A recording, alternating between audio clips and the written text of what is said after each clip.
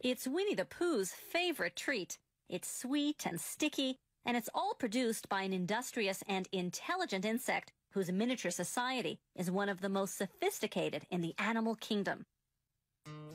It all begins in a field where worker honeybees suck nectar from flower blossoms such as clover. They store it in their honey sac, then return to the hive where other worker bees suck it out and chew it, breaking down the nectar's complex sugars into two simple sugars called glucose and fructose. The bees then deposit the nectar into the cells of the wax honeycombs they've built. They fan it with their wings until most of its water content evaporates in the warm air of the beehive. What's left is thick and gooey honey. The bees then cap each honey-filled cell with beeswax. That's when the beekeeper steps in.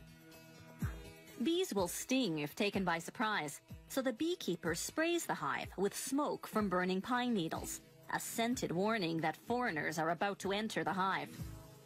Inside the hive are wooden frames hanging side by side, each holding a honeycomb. A hive can house hundreds of thousands of bees, all descendants of the prolific grand poobah of beedom, the queen bee. She's the big one in the middle. The queen bee lays up to 2,000 eggs a day, creating the workforce needed to feed and protect the colony. But the beekeeper tricks the colony's defenders. He replaces the hive's cover with a device called a bee escape, which smells like cherries. Bees dislike the scent, so most fly to the bottom sections of the hive. Another warning spray, and the beekeeper removes the bee escape. Now he can escape with the honeycombs.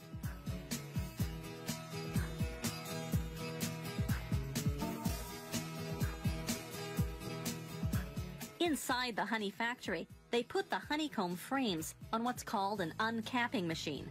Like a razor, it shaves the wax caps off the honey-filled cells of the combs. They scrape off the remnants manually. Then they set the frames on another machine called a honey extractor. It spins the honeycombs until all the honey is forced out of the cells. Afterwards, they filter the honey to remove any pieces of wax capping that slip through. Then, the honey is ready for bottling. Some beehives contain smaller frames designed to produce honey that isn't extracted from the honeycomb. Workers remove the frame and cut the honeycomb into pieces as is with a heated knife. That seals the wax around the honey inside.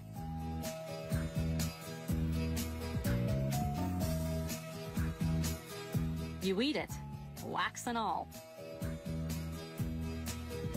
The beeswax lining of the honeycomb goes to make candles, furniture polish, lipsticks, and other products. When producers have more liquid honey than they can sell, they simply let it granulate, develop sugar crystals, and turn hard and white. Then, when the orders come in, they return it to its original liquid form by heating it to 130 degrees Fahrenheit. They vacuum clean the jars.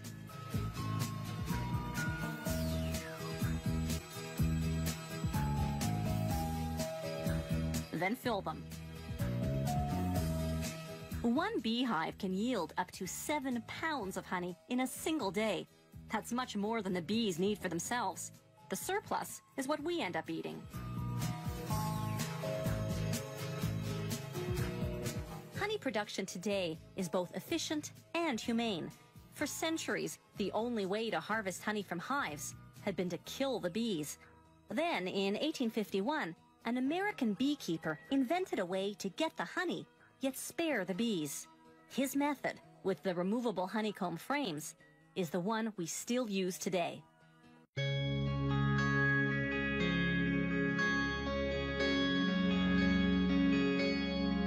You're like a gentle hug on a hard day, the soft touch that takes it all away.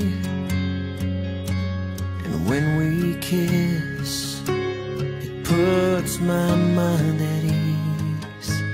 It feels like home to me. Yeah. You're like a long walk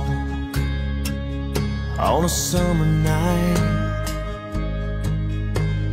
holding hands underneath the moonlight. And in that moment I find my sense of peace. Feels like home to me, yeah. Feels like home. Right next to you is where I belong. Safe and warm, wrapped up in your arms, holding tight, just right. Well, there's no place on earth I wanna be,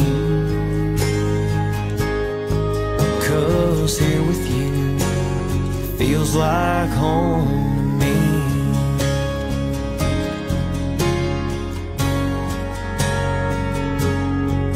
I'm gonna plant my heart, put down some roots, and watch it grow.